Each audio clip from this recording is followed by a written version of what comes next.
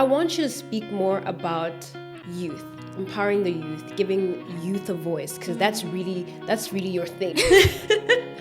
When it comes to young people, I think the Bible speaks to this a lot. There's that verse, I might not say it word by word, don't judge me. Yeah. But it says, do not let people look down on you because you're young. Instead, right, be an example. How do you navigate speaking to someone where all you have are biblical references or biblical backup to the things you want to say? I don't hide that I'm Christian, so I'm not going to be like not say anything. But I think, not to offend some people, because some people really find it offensive if you say, pray about it. We've seen the posts, we've seen the TikToks, people don't like it. So I think I'd rather, the Bible is full of wisdom anyway, right? That people implement without necessarily saying James 4 verse 1. How do you get yourself to that point where you're like, okay, I'm relying fully and wholly on the Lord for what I'm about to say? So I'm like, okay, God, at this point in time, I'm like, I told people that I'm your child, so please. This is your name. Literally on the line. On the line. Mine.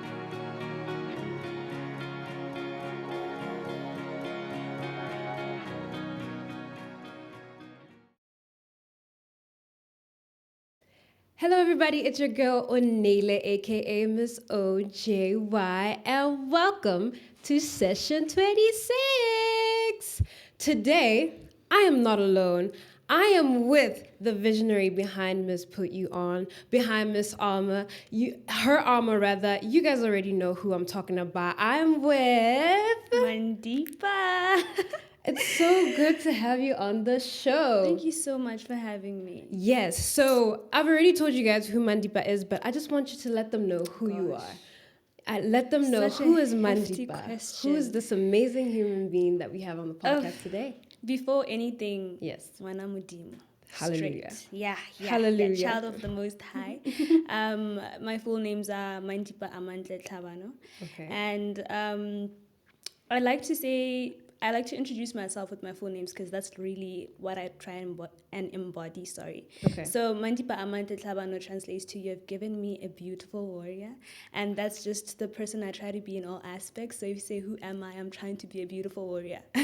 Law student, firstborn, only girl, Kalanga, okay? Oh my days, a firstborn girly? Yes, and founder of Put Youth On, her armor, like you said, and Youth Box. So that's basically me. That's lovely. I love what you said when you said your names describe who you are. Yeah. Because I think similarly on my end, I don't know, there was a time I had this conversation with the Lord. I'm like, Lord, who am I? Because we obviously want to go to him to find out who we Your are. identity, Why did you create me? And you know what he said? He said, you're Onela Josephine Jane. I'm like, I mean, it's on my birth certificate.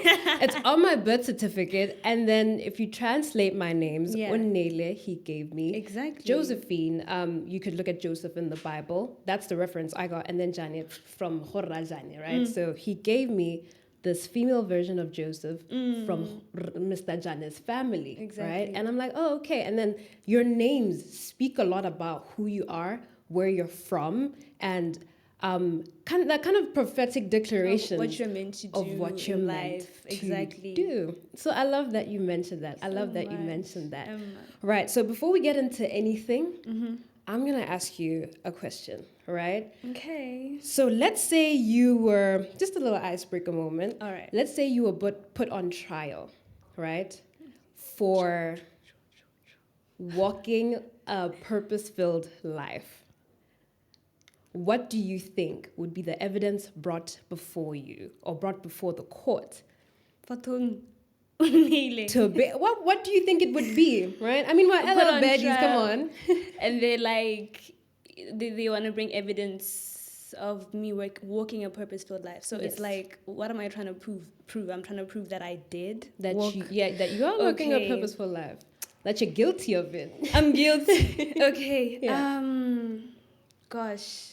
I think they would bring a lot of moments with God where I'm sitting like, okay, what is the plan? Like, what am I supposed to do? What am I trying to do? Or, for example, Put Youth On, I'm like, what's the next step? Can you please communicate with me? And I think they'll bring the moments where God really blesses me with the ability to implement. Okay. And also, you know, I have this thing where I really love people. I don't like people because, I mean, I like being alone. That's what I'm trying to say. I don't like being around people all the time, but I love people in that when I look at Unele and I'm like, Unele can be this. I have to do something for Unele to be that. So I think those moments, those times where I'm asking God to really help me help someone, help me help his people, I feel like that is what he would see. I also recognize that there are things that I don't do right, or things that I get wrong, or thoughts that I have about other people as well. So I think those little moments hopefully will be like, no,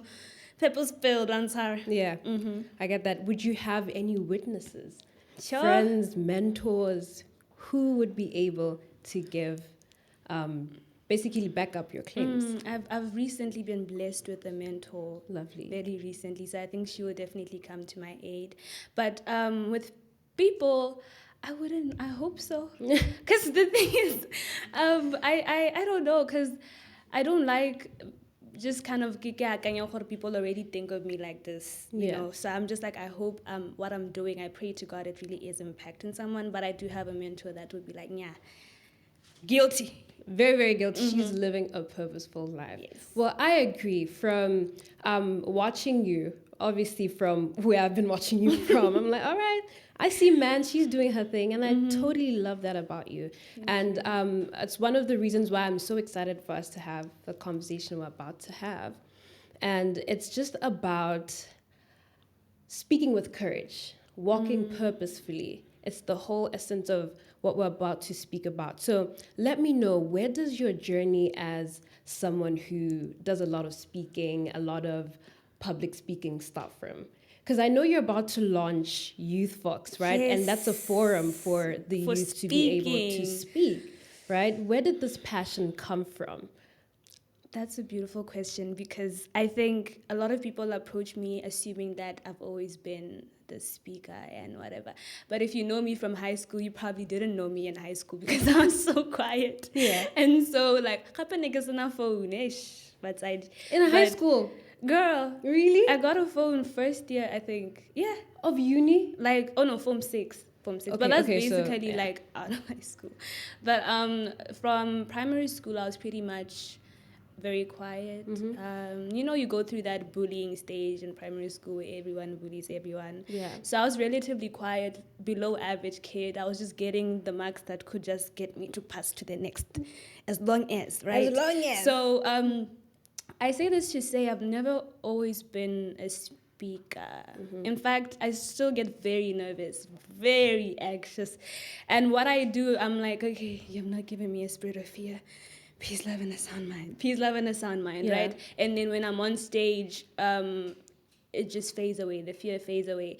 So when it comes to speaking, that's where the passion came from. Just to say, as young people, I come across a lot of young people that are so fearful. And it comes from the fear of perception and what other people are going to say if I start doing this, and if I don't do this, and if I don't follow the trajectory of everyone's traditional way of doing things. And so this forum that we're about to launch on the 16th is to give young people not only the education to be able to know what to talk about and how to say it, how to do it, but also you're around other young people. If you see Unele standing up and speaking, it should speak to you. If Unele can stand up and speak, what of me, right? So that's basically the gist of speaking, where the passion comes from, because I think the greatness is there, but I think I've been what's called given the responsibility, one of the many gifts I've been given to help young people pull that greatness out of them. So yeah, definitely. I really love that. You spoke about fear. You're crippling. You spoke about fear, and I think that's something we should dwell on just for a little while. Yeah. Because I believe a lot of the... Okay, so here's my thing. Okay. I believe you get attacks in the areas where greatness is supposed to come from. Exactly. Right? So if you're called to maybe prophecy, preaching, you have the attacks or... where the enemy will really direct his arrows towards would be the area where the blessing will come from. And I think I've experienced that in my life as well. Fear silenced me for so long Despite the fact that I knew that I was able to speak, despite the fact that I knew that, I actually have things today to say, or I do have a teaching gift, fear silenced me for so long, and I wasn't able to just walk in what God was calling me to do. Yeah. So walk me through that journey Process. of fear and how you got to a point where I was like, I have something to say. And fear, you're not going to get anywhere. I think you're always born with the idea that, of the feeling that you are not living the way, like the person that you know you are. I think we feel it sometimes, I could do this better. Or you see someone doing something, you're like, not to compare, but that you could actually do something like that or better. So I think for me, when I started varsity is actually when my leadership journey started. Very fearful, but I think God was really intentional. Like, it's so, when I look back at it, I was like, I just thought it was a feeling. I get at that time not really going to church like that, so I'm just like, I just feel like I should do this. Let me just do it. But one thing that has been consistent is that coming into agreement, ever since I gave my life to Christ, I tell God, I'm agreeing with the destiny that you wrote down in your books. Like, consistently, when the fear comes, I'm like, you know what, I'm agreeing. I'm coming in agreement. You say that this is the person I have to be. And I think that's what a lot of people need to realize as well. If fear is really crippling you, like you said, it's exactly what your greatness is, and you have to push through it and say you're agreeing with the destiny that God has for you. But I don't think it ever really goes away. Maybe I will reach a point where I don't get nervous before I speak, but I've learned to live with it, actually. I think there's a beauty in, like, you're scared but you get there and do it anyway. Because if you don't learn to live with fear or to conquer it, then what's going to happen? Every time you're fearful, you'll step back. That's true. And when you're fearful, usually it's when you're supposed to, get back to the next level, right? Then when you're supposed to take a step to get to the next level. So, yeah. Okay, no, I hear you. I was watching you just spit bars. I'm like, let me give her a moment. Oh, girl, thank you so much. Let me give her a moment.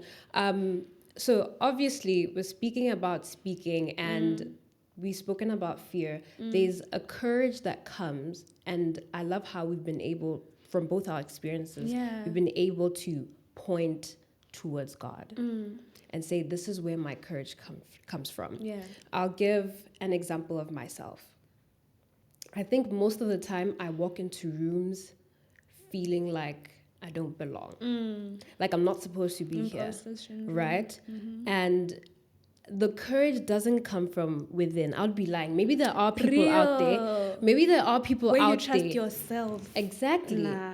There are people out there that maybe trust themselves. And you know what? I'm not saying that's wrong. It's not. But I know where my courage comes from. And it comes from the Lord. It comes from me saying, okay, I don't know if you know the story of the 4 lepers.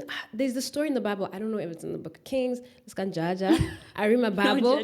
I'm just reading a different book at the current moment, right? It's a story of these 4 lepers, and they were going to some camp somewhere. And as they were approaching, the people in the place that they were in, they heard a sound of horses, chariots, and a great army, because God made those other people hear that sound, right? And I'm thinking, if I walk into rooms that I know the Lord has called me into, he will make me appear exactly in that way. And that's where my courage comes from, right?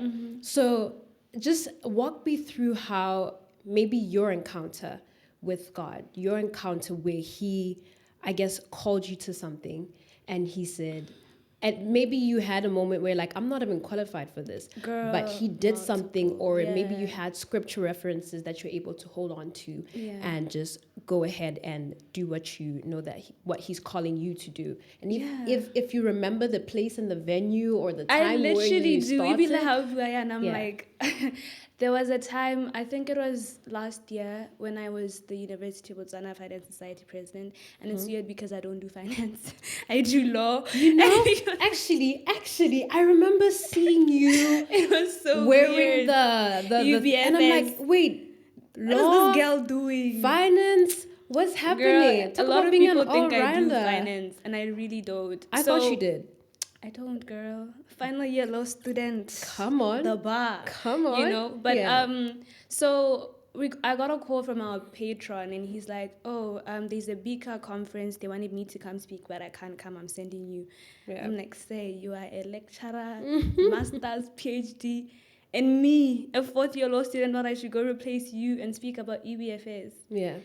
And it's like a serious thing. Like BK has like this biannual, you know, there's BSc, there's all these like older corporate people. And I've only been speaking, at that time I'd only spoken in front of banana, like young people, right? So I was like, oh my God. He's like, you don't sound excited. I'm like, I'm shaking. And I'm like, oh no, thank you very much, sir. Thank you very much. And I was like, okay. And then the day came. The fear. I think I went to the bathroom so many times because I didn't have my friends. It's like I can't bring any moral support. Like I literally only had God. I hear that. So I go into the bathroom and I'm like, it's counting down. They're counting down, you know. Yeah, until we have a 10-minute break, then we're going to be listening to the youth, whatever. And I'm like, hey.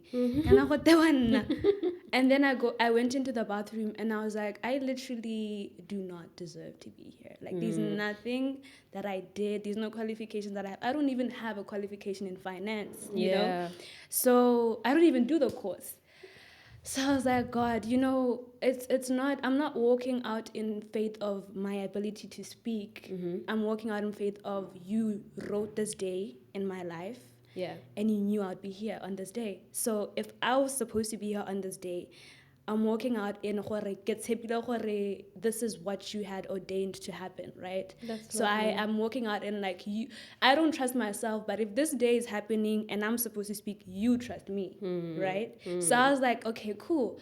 And then like my verse, I was not given the spirit of fear, peace, love, and that's the only verse. Before I speak, that's what I'm like. If you see me being so serious in my head, that's all I'm saying, right? So I got on stage. Guys, it was so full, girl. Yeah. And on top of that, there are people watching online. And I'm like, oh my gosh, okay. And I'm like, quiet. Then I just try to crack a joke. I'm like the youngest person here. Yeah, that's how you start. Like, and then they started laughing. Then I was like, okay, let's get it started. And then we went on, and it was amazing. And I was like, okay, you know what? This is how I will be moving from now on.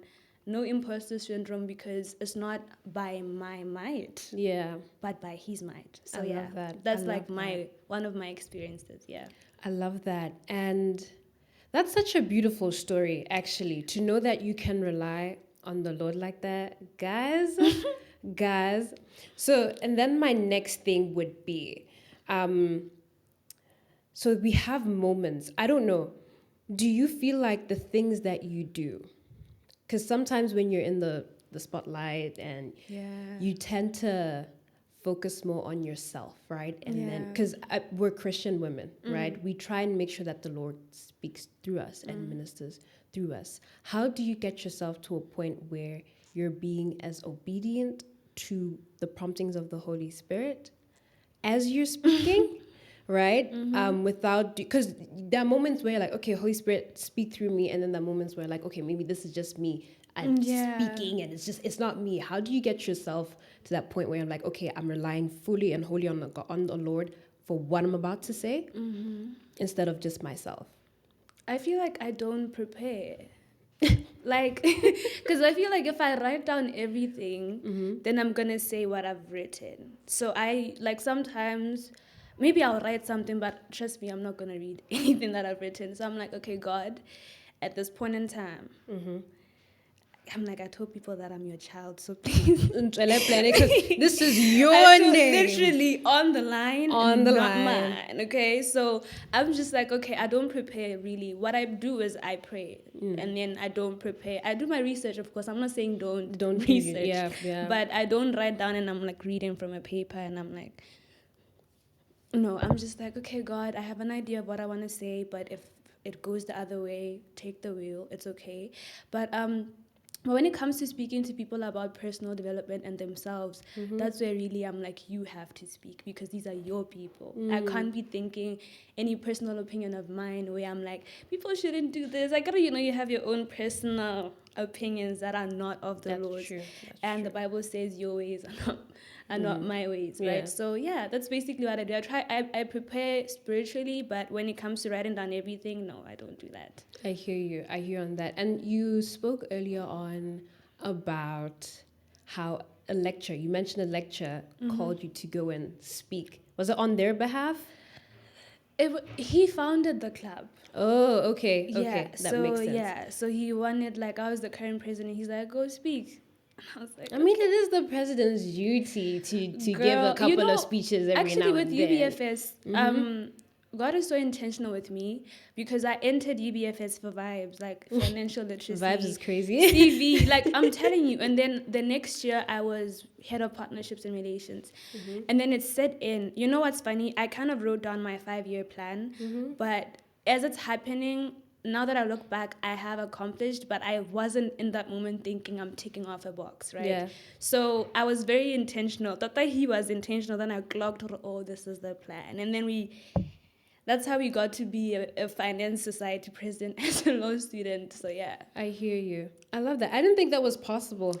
I really need to start putting myself out there on campus and just doing stuff outside of the law community. Yeah, right? It will help because I wanted to enter into financial law and corporate. Okay. I still kind of do, but God has the will. We'll see where my life. Yeah. God will see. Hey, I hear that. So the reason why I was asking, when you spoke about that whole thing where that lecture asked you to speak, you said, "But I'm young, right?" And I that's where I want us to just pause and speak about this.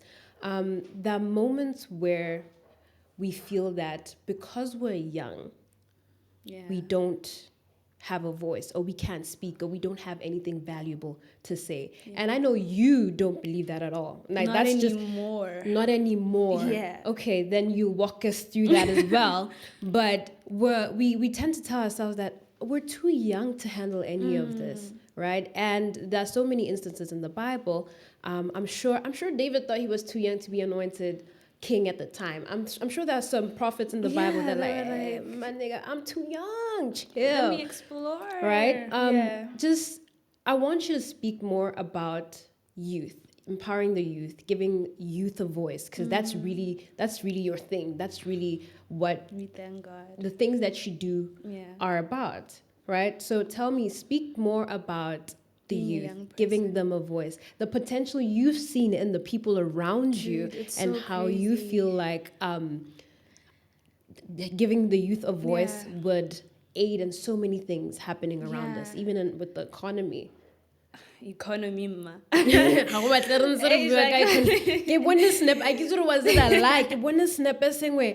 It was what? 2 bell peppers for $31. It's bad.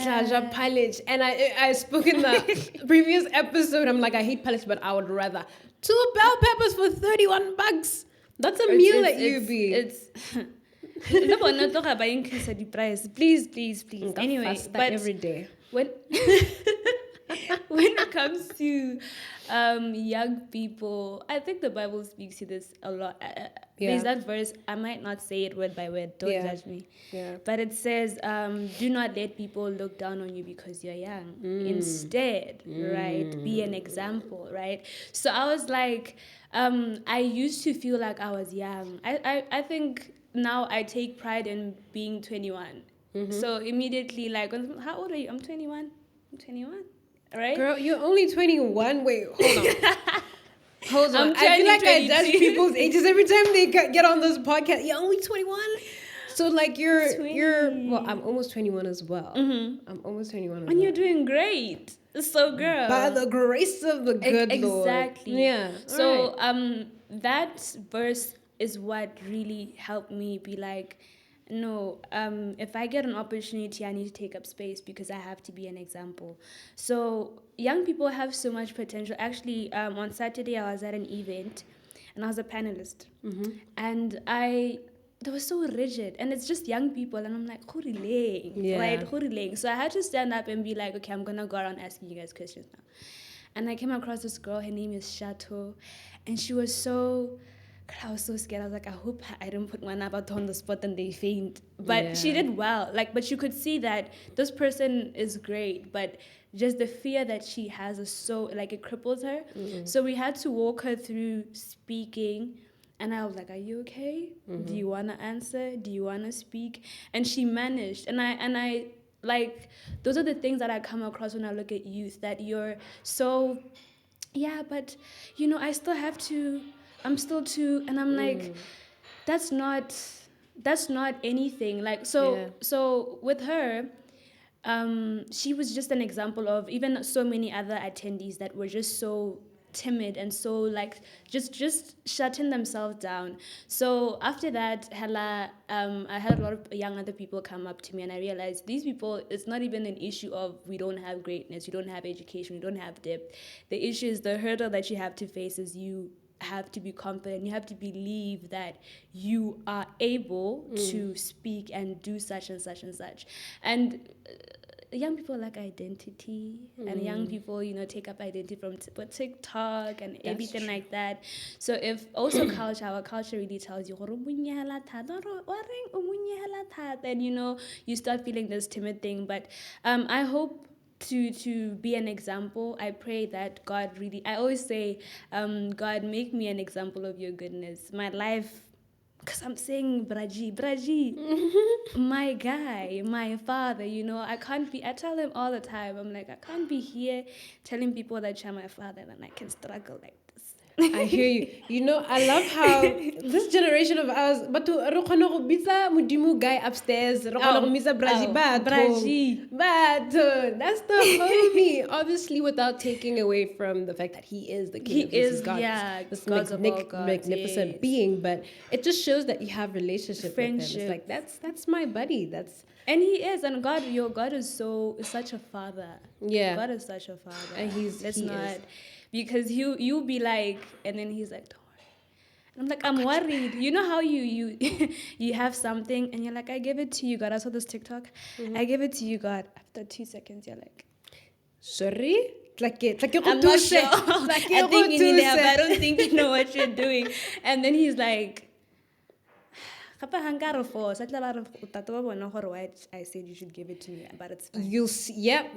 If you don't obey, give me a minute, I'll show you why. No, he does that. Yeah, so does that. I hope that I have faith that, especially in Botswana, the economy, like you were saying, the situation that we're in right now is going to force young people to think. I don't like 9-to-5s.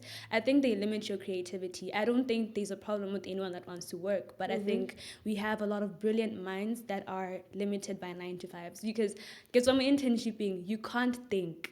Yeah. How chase the hell you get home, you're just so tired and then you want to sleep. You're not able to be creative. Ask God, please speak through me. What is my purpose beyond this? So I think right now we're in a space as young people where, like, okay, that passion I once had, people were talking about, you know, music. And I think it's time for even that industry to grow and it be dominated by Christians. Thank you very much. Let's rise up and dominate, guys. Please, let's rise up and space. Dominate. Yeah. You said so many things, and I'm like my head is spinning because so many things that I want to touch on right now. But we're going back to the economy because I'm not happy about the prices. Who is though? Who is? Yeah. Transport. If I dare see kombi at 10 pula, I'm walking from home to school. 3 a.m. No. Raka bicycle. Keraka bicycle go my Chinese. Well, actually, I don't think you don't know how to ride? Really? I learned how to ride a bicycle last year. I don't think you can cycle all the way to.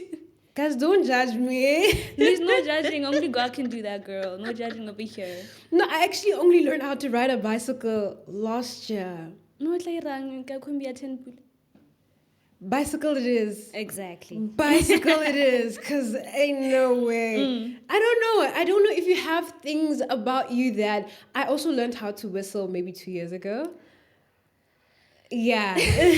I know people judge me about stuff like that. I only learned how to whistle 2 years ago. It's not a big deal. What kind of whistle though? Do you mean like the normal one or like that one that people do like? Even the normal one. I don't know.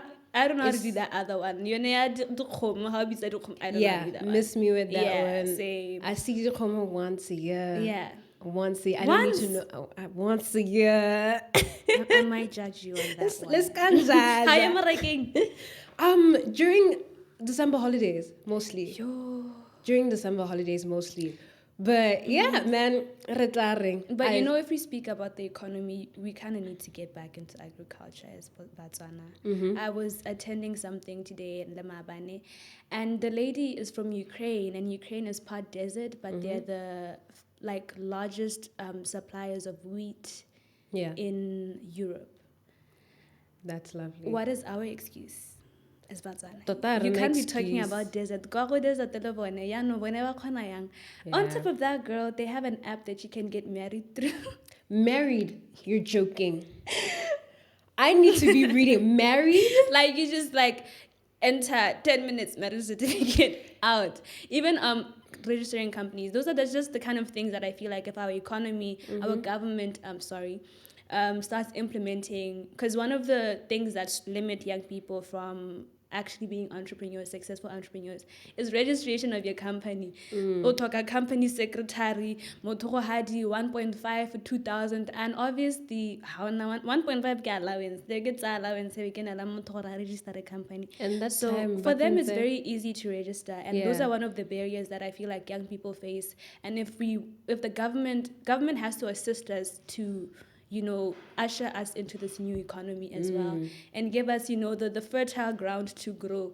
Because you can't say, I think it's balanced, because I feel like young people also, we're not government reliant, we're not self-reliant. Yes. And then I also feel like government has to have incentives that help us be self-reliant. Because if we are educated to be employees, you can't wake up and say someone that has had an office job and corporate baby in their mind for the longest time should wake up and be an entrepreneur or an agripreneur in anything. So I feel, I could go on and on about this topic. Yeah, I can tell. So, you spoke about, we're going to divert a little. You spoke about how even the creative industry, it should be, it should be bringing in or increasing the GDP in the country really at the current moment. Our own guys. Because I remember there was this TikTok that was trending, and this girl was like, I can't be successful artist in Botswana, and people were bashing her. And I'm like, she's not lying. She's not completely lying. She's not lying, right? I remember speaking to Moteo. I forgot his surname, but he's like gospel artist. Oh, Rabasha. Yes.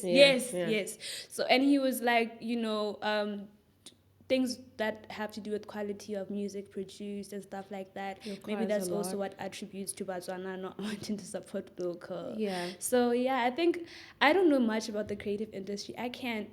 You can't speak much on it. I cannot sing. But if I had a voice, girl, like yours, girl. If I had a voice like yours, girl, I would never keep quiet. Like who? But I hear yours. You. So diversification. That's one of the things, and tourism as well. I think we can. But agriculture, I feel like, because all of us, every single one of us. Every single person in the country, there is a farm. Either it's a family farm, your dad has one, some way, somehow, agriculture. Yeah, and then you don't even know, and then what? You could have made money from that. Hey. So the diversification thing, creative industry, there may be people, because this is going to take us into what I want us to speak about now, which is purpose, right? There are people who are called into the creative industry, right? And it really takes you knowing your purpose for you to walk in the things that you're being called to do. Because and I want to tie this to speaking, because we've been speaking about having a voice and allowing yourself to do the public speaking and to do all of that. You speak from a place of purpose, or you go about anything and everything from a place of purpose. You have to have a why. So I don't know, what's your opinion, or how do you feel like people can understand what they're called to do in order to execute?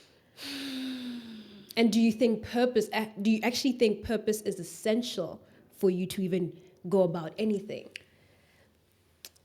Okay, let me try and think. I feel like um, I love Apostle Joshua Selman, all right? And he says that God never gives you a full picture of anything.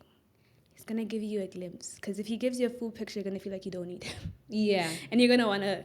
So I feel like when it comes to purpose, I wouldn't say wait to fully understand what you're supposed to do, what you're meant to do. Mm-hmm. For me to even start Put Youth On, you know those January where you're like, okay, January, new year, new me. Mm-hmm. And I sat down and I was like, God, I feel like there's something you're calling me to. So what is it? Yeah. Please talk to me.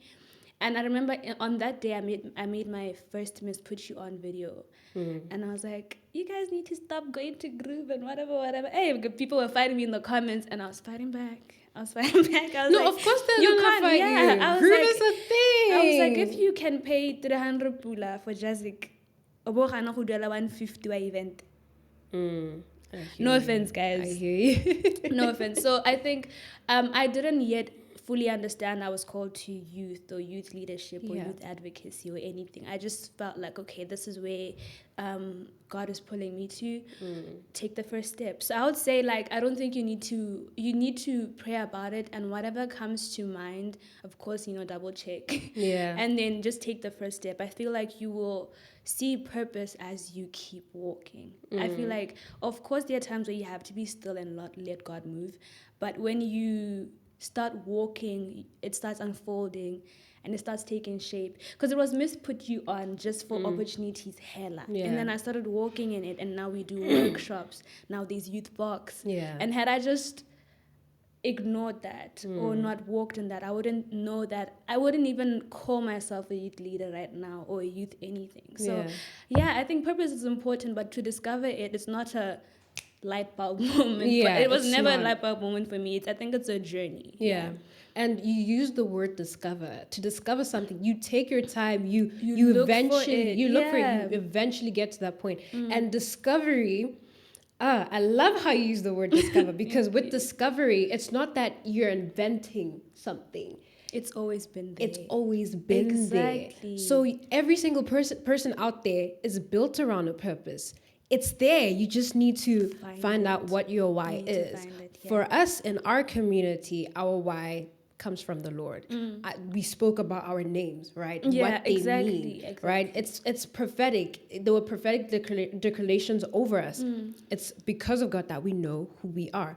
And I believe you're a really great example of someone who's really walking Thank in you purpose. so much. That's why I had to ask you the question earlier on, if you were put in trial. Right? Sure. Because I believe you'd be guilty, right? I'm calling everybody. I'm calling every single person you've walked with. We're going to have to find out who your mentor is. And I'm saying this so I can take us into the story of Esther, right? I think we know the story of Esther, I love her guys. so much, guys. First person I want to see when I get to heaven. I think ke batla go bona ke batla go man ga ke batle Ruth. I think for me it would be Mary. Oh, okay. Just to ask her what her experience was carrying the Messiah. I hear that. That's so crazy. That is so crazy. But like Esther is like, what do you mean everyone is betting on you and you have to approach the king. Yeah. And if you don't, those back then people were killing for anything. Like if he feels like you're disrespectful, cut to the guillotine. Done. You're done for, Yeah. So taking us to the story of Esther. So we know the story of Esther. For those who don't know the story, so there's this girl. Safe to call her a village girly, right? Yeah, village girly. So she was brought into the palace when the king was looking for a new queen after the previous queen disrespected him. And she's like, Tsamailako, right? I don't like how I'm telling the story. About Tsamailako, right? And then as Esther came in, she went through the preparation, the everything, and then she was made queen. And somewhere along the lines, some advisor to the king, his name was Haman, right? I think so. Yeah, said something in relation to the Jews, how he wanted the Jews to be killed. Yeah. Esther was a Jew, but the king did not know. So the Jews were set to be killed, and then Esther's, should we say uncle? Cousin? Because he adopted her after her parents. Okay, yeah. So he basically took her in, and he went to her and said, "You need to stand up for the Jews. Your time is now." You're made for such a time as this. I love that. Yeah, you are made for such a time as this. Yeah. And if you don't do it right now, then the Jews will be saved, but your household. I love that he says that, because I think it's like God's plan will always come to pass. You don't need to participate. We don't need to participate. We think, I mean, maybe some people would think God needs me. His plan will come to pass. Whether you're going to partner with him or not. Yeah. So it's basically he was saying, with or without you, we're going to be saved. But you were made for such a time as this. Yeah. Yeah, I love that story so much. I love it too, because then you see that there's purpose in every single thing that you do. Literally. Esther was created for that time. Let me not say that one thing. There are probably other things that happened in her life that we don't know about, but that season and that time, right? Yeah. Her purpose was to stand as queen. She was put in that place. The Lord put her in that place for her to carry out the duty, which was to save the Jews, or to be the one to advocate for the Jews. Advocate girlies, you know. Esther, she's an LL girl, you know. That's like the minute where is she? Wait, I need to meet the queen, right? So it's she walked in purpose, and that's something that, like I keep saying, I see you walking in, you're taking advantage of the things, or you're allowing yourself to steward well every single thing that the Lord has entrusted you with. Yeah. Your voice, the resources that you have, right? But it's knowing the times and the seasons, knowing who you are, knowing who God has called you to, so then you can walk into that. And I say this to say, even as a speaker, you can't speak where there's no purpose. Yeah. Right? You can't speak where there's no why.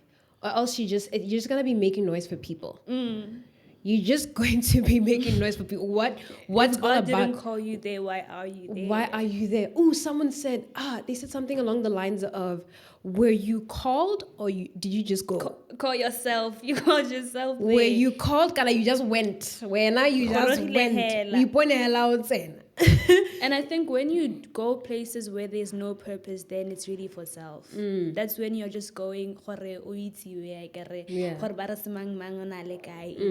so yeah. Yeah, and I also feel like purpose is not limited to just you finding your purpose as a person, but there should be purpose behind the things that you say. There should be something backing up your claims, backing up what you say and what you do, right?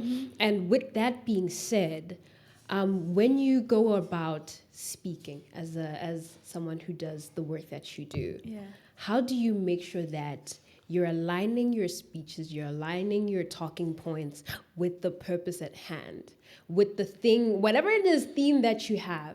And have you had moments where okay, maybe you haven't, but rather, how do you go about ensuring that every single thing that I say has purpose? I don't want to be on here and act as if I'm this perfect individual. We're not perfect. Really, I think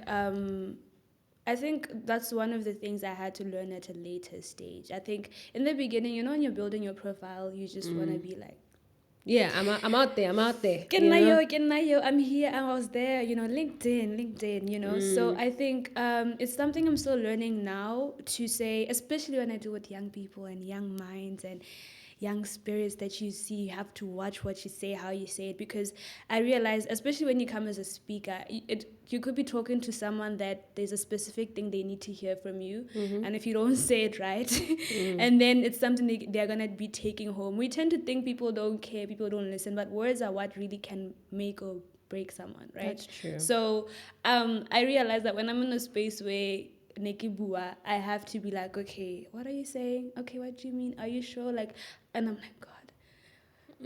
I hear you. Okay, no, I think you should do this. You should consider this. You know what I mean? So in that moment, when I see I don't want to act as if I have any answers.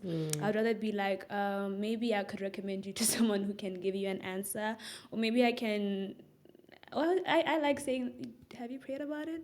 But sometimes then we they're say like, that to run away from answering questions. No, but sometimes, then they're like, or maybe just me. Then they're like, oh, I don't believe in God. And I'm like, oh. That's a Let thing. me pray for you. And I'm like, I'll pray for you. And then I just maybe try and give some examples. But then that's where I know this is just from me. But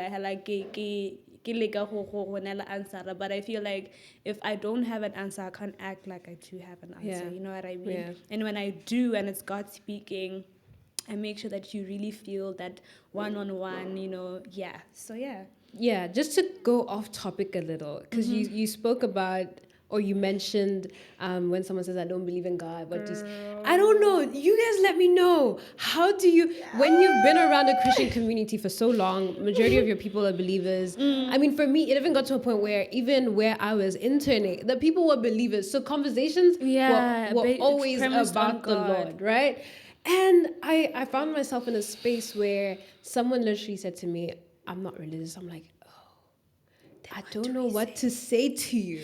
And you're actually supposed to say something. Yeah. Right. You can't just be like...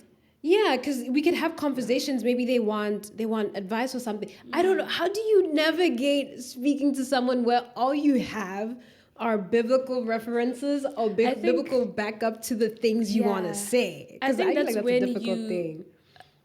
I don't know if this is a bad thing, but I don't hide that I'm Christian, so I'm not going to be like not say anything. Yeah. But I think, not to offend some people, because some people really find it offensive if you say, pray about it.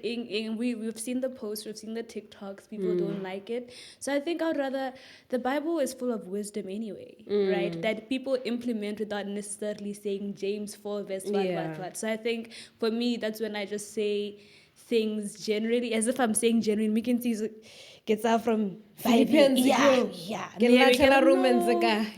No, I think you should, because the Bible says don't be hasty in anything, right? Yeah. I think you should take your time and, first consider this and this and this and this. But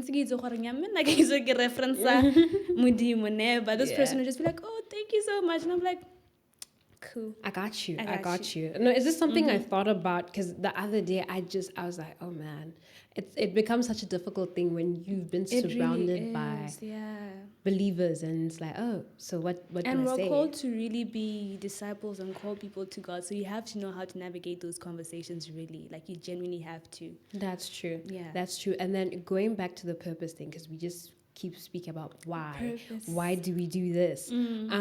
Just run me through your initiatives, everything that you've started, and I want to know the the why behind them. Let me start with the why behind, like my why. Yeah. I believe that we are all part of a chain, and I think for me, if I don't walk in my purpose, it doesn't just affect me, it affects whoever was meant to benefit off of what I'm supposed to be doing. So I think Joshua Salmon, always, so he said, don't think that this is just, oh, I'm not doing it, I don't want to do it. It's Onele or Debo is supposed to see Mandipa do this, and if they don't see me do this, they don't accomplish what they're supposed to do, or they don't get inspired to do something.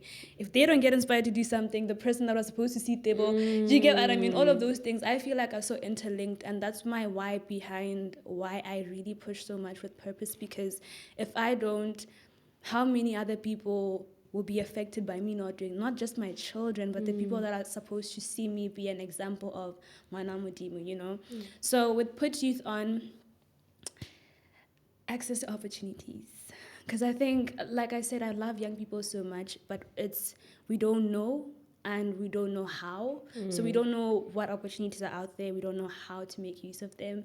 So that's what Put Youth On is for.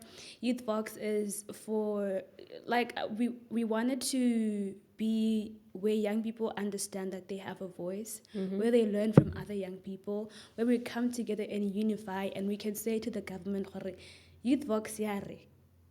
This policy we want you to implement on the private sector so that they can employ young people. You know what I mean? Like any foreign company that's coming to Botswana and wants to start up, make sure that they have this percentage of young people that they absolutely have to absorb. Something like that. You get what I mean? Yeah. So that's what Youth Vox is for.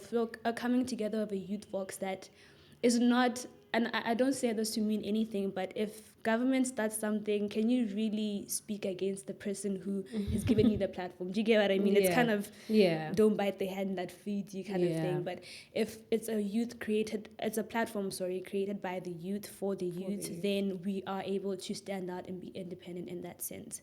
And then social entrepreneurship, I love that word so much. For those of you who don't know, social entrepreneurship is a balance between social impact and entrepreneurship. So you're not just the extreme of entrepreneurship where you just want to make money. You're also not just like non-governmental space, because there's no grants. They can't say USAID, so you have to find a way that you meet midway. So we do those workshops to encourage young people from having this employee mindset that we have, like we want to work for someone and we want to be, mind you, government is no longer employing. Girl, did you hear that? I did not know about that. I think it was yesterday, the biggest employer is the government, and they said they're not employing anymore. So what does that mean? People are not going to get exactly, and jobs. There's no implementations of policies that is to say private sector, you have to. Do you get what I mean? So that is basically what social entrepreneurship is. We want young people to have scalable solutions, right, that deal with social issues such as gender-based violence, but you can employ people in that space. And that's where your passion could be. When you're passionate about climate change, energy, farming, and if you mix the two and you employ others that are also passionate about that space, I think we can solve a lot of things. Yeah, so that's basically the why behind everything. My why is young people need to find purpose and they need to accomplish it, because when God comes and says, what have you done? You have to give an account. You have to and there's nothing that scares me more than when he comes and asks me, what did you do with your talents? I was scared. Sorry. Fear of being perceived. What were people gonna say? God, if I posted myself on TikTok, what were people gonna say? Hey, lang. Well, I can't even judge anyone when it comes to fear of perception, because I think to a certain extent I struggle with it and struggled with it. I think I'm getting to a point where I'm like, they'll say what they need to say, literally, but I won't sit here and say I've completely gotten over that. I do have my moments where it's a struggle. I really don't want to be seen. I really don't want people to think of me this way, but we overcome. And you spoke about Miss Put Youth On. You spoke about Youth Vox. You didn't tell me about her Arma. Baby girl, so sorry. Her Arma's pretty new. Maybe that's why it's not at the forefront of my mind. So her Arma, funny story, guys. When I say God is intentional with me and my life, I had this idea 5 years ago. Okay. In high school. Yeah. And you launched this last year? This year. It was this year? Okay. 2 months ago. Girl. Okay. Yeah. And at that time, I think it was pre-COVID, somewhere there. And I'm like, Mama, I have what is this? And then, like, obviously at that time, your parents are just like, we have other priorities. And girl, I still have like a business plan from 5 years ago. I did a business plan. I was hitting up suppliers like Alibaba in China, doing all of these things. But it took 5 years for this thing to come to pass. And I think the years passed us up, but it's such a important time for her Arma right now. Yeah. I feel like had I launched it then, maybe it wouldn't have been as, I wouldn't say successful, but as useful or as needed as now. Yeah. So her Arma is, for those of you that don't know, self-defense keychain business, social enterprise, self-defense keychains is what we sell. And we also do some sessions about like self-defense jiu-jitsu, using Brazilian jiu-jitsu.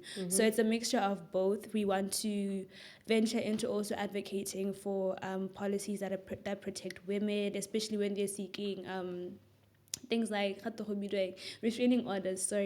When you're seeking things like restraining orders from your partner, those are things that affect your safety because it takes so long to get even that restraining order. And in that process, he knows where you stay still and all of these different things. So we just to round it up, we aim to start an initiative under her armor called Her Justice.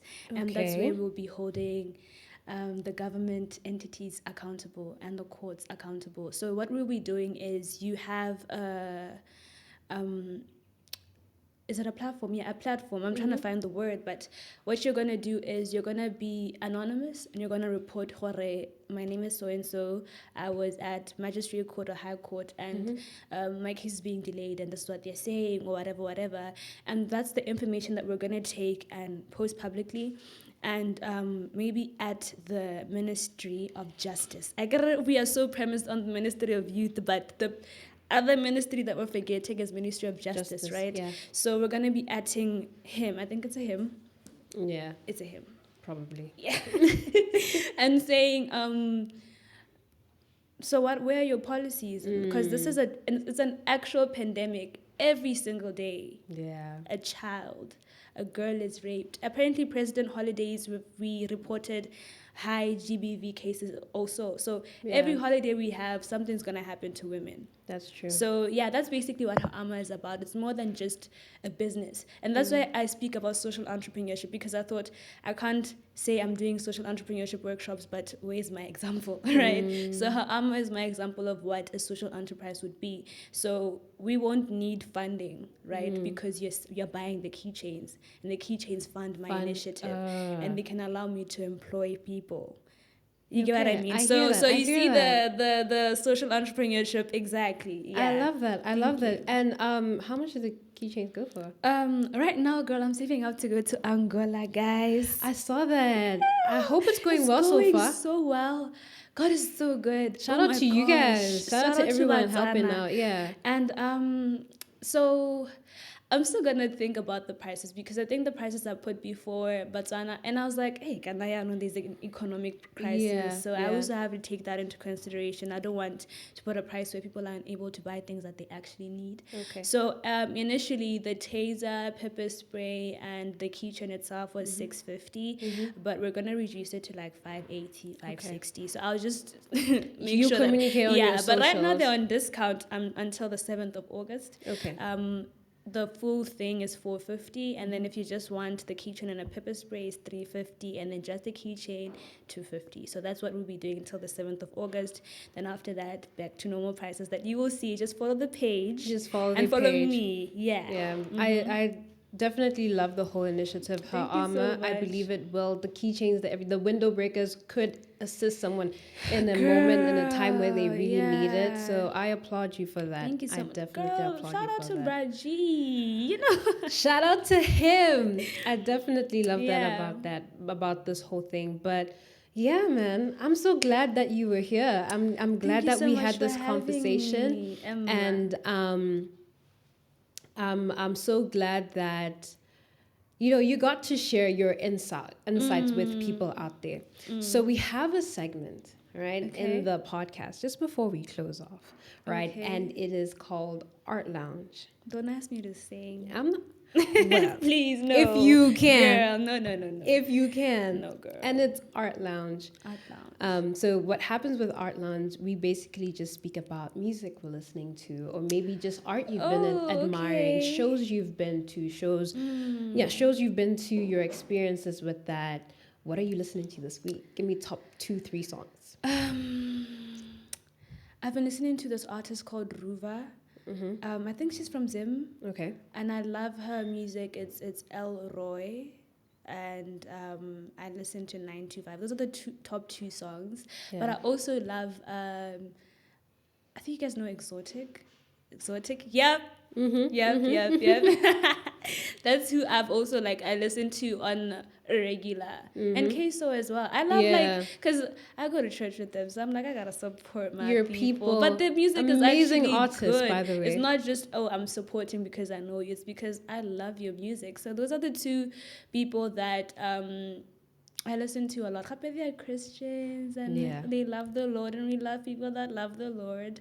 So yeah, and Ruva 925 and Elroy, please listen to that. Amazing. I need to look for that on my Apple Music, so I'll make sure you do on. Yeah. And then any events that you've been to this past last maybe month or two? Unfortunately, I haven't been to any like artistic events, and that's so sad because I've been seeing. I think there's an event this weekend. Exotic. Yeah. See you there.